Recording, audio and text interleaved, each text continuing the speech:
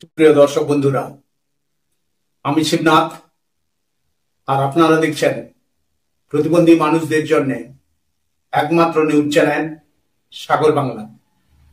সাগর বাংলা চ্যানেলে সবাইকে স্বাগত জানাচ্ছি। দর্শক বন্ধুরা, আজকে অত্যন্ত গুরুত্বপূর্ণ একটি প্রতিবেদন নিয়ে আপনাদের সামনে উপস্থিত হলাম। ইতিমধ্যে কলকাতা হাইকোর্টে যে জনস্বার্থের মামলা হয়েছিল, সেই জনস্বার্থের মামলা এবং কলকাতা হাইকোর্টের নির্দেশিকার কথা আপনাদের সামনে তুলে ধরেছিলাম।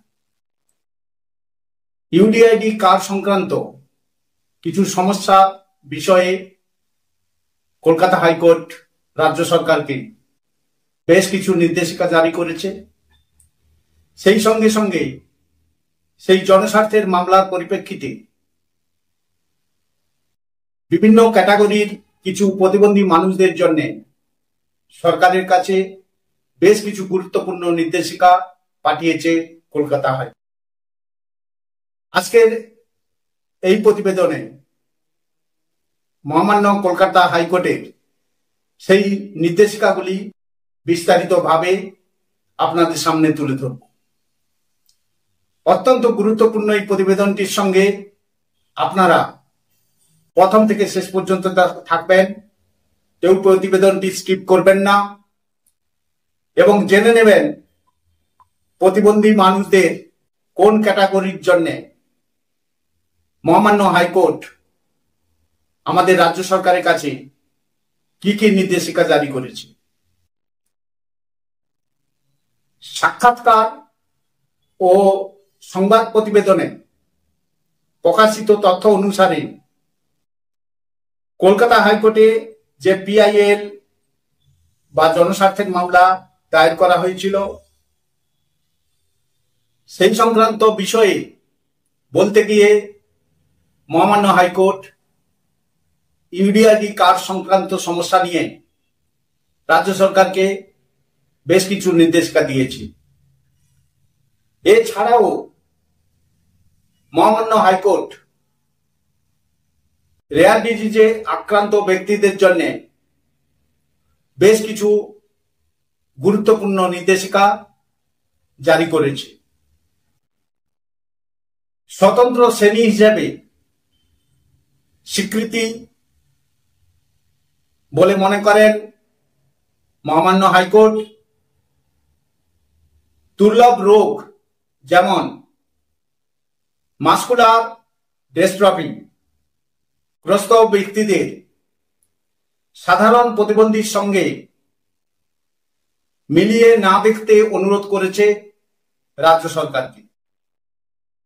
তাদের স্বতন্ত্র শ্রেণী হিসেবে বিবেচনা করা উচিত বলে মনে করছে মহামান্য হাইকোর্ট এবং মহামান্য হাইকোর্ট মনে করছে সেই অনুযায়ী সেবা ও সহায়তা প্রদান করতে হবে এই সমস্ত প্রতিবন্ধীদের। বর্তমানে যারা রেয়ার ডিজিজে আক্রান্ত তাদের মাসিক ভাতা 1000 টাকা।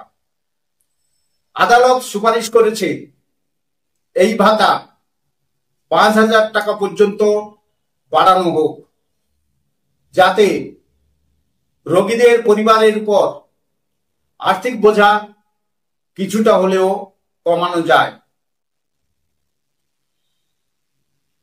সেন্টার অফ এক্সিলেন্সের সম্প্রসারণ। পূর্ব ভারতের একমাত্র সেন্টার অফ এক্সিলেন্স হল IPGMER অর্থাৎ SSKM হাসপাতালের অধীনে। আদালত নির্দেশ দিয়েছে কেন্দ্রীয় সরকারের রেয়ার ডিজিজ নীতি অনুযায়ী আরো শিবির রাজ্যে প্রতিষ্ঠা করতে হবে, যাতে অন্যান্য রাজ্য থেকেও সাহায্য প্রাপ্তি সহজ হয়। এই মাস্কুলার ডিস্ট্রফির ক্ষেত্রে হাইকোর্ট নির্দেশ দিয়েছে এই এর লক্ষ্যে ব্যবহৃত যে সমস্ত ওষুধপত্র রোগীদের প্রয়োজন, মহামান্য হাইকোর্ট নির্দেশ দিয়েছে অন্তত 2 মাসের ডোজ পাওয়া উচিত, যাতে নিয়মিত হাসপাতালের যাত্রা থেকে তাদের রেহাই দেওয়া যায়। অর্থাৎ 2 মাসের ওষুধ একসঙ্গে এই সমস্ত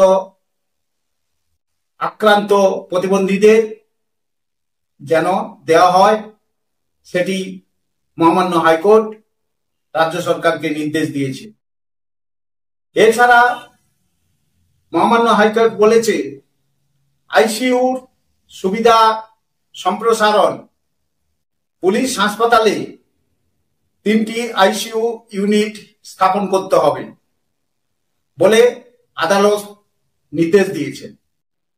কারণ এসএসকেএম বা অন্যান্য হাসপাতালে আইসিইউ বেড না থাকায় রোগীরা প্রায় বিপদে পড়ে। রোগীদের জন্য অন্তত 5টি মেকানাইজড হুইলচেয়ার দ্রুত সরবরাহ করা প্রয়োজন।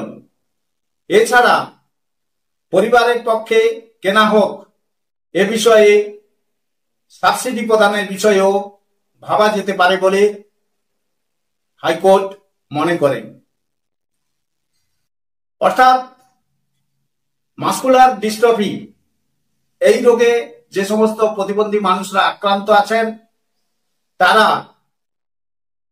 হাইকোর্টের নির্দেশ অনুযায়ী যাতে তাদের 5,000 টাকা করে পেনশন দেওয়া হয়, তাদের প্রয়োজনীয় ওষুধপত্র যাতে একসঙ্গে 2 মাসের ওষুধ সরকার যাতে তাদের কাছে পৌঁছে দেয়, এবং তাদের চলাফেরা করার জন্য হুইল চেয়ার যেন সাবসিডি দিয়ে তাদের ব্যবস্থা করা হয়, তার জন্য মহামান্য হাইকোর্ট নির্দেশ দিয়েছে।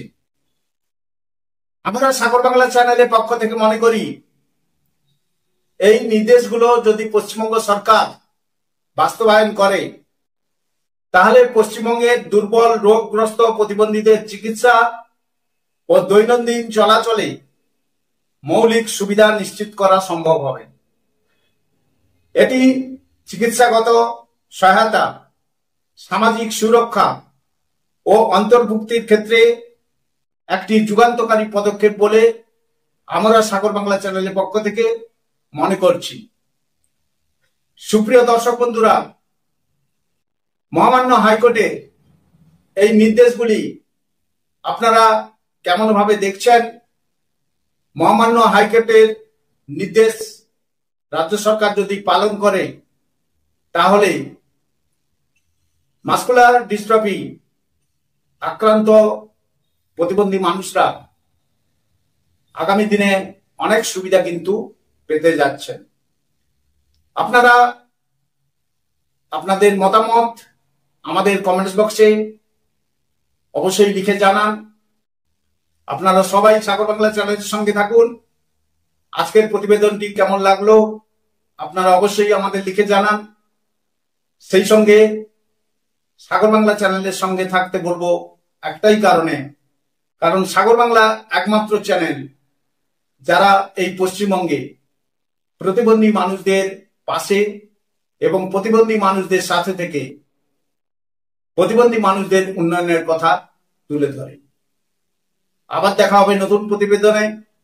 আপনারা সবাই ভালো থাকবেন, সুস্থ থাকবেন, সাগর বাংলা চ্যানেলের পাশে থাকবেন।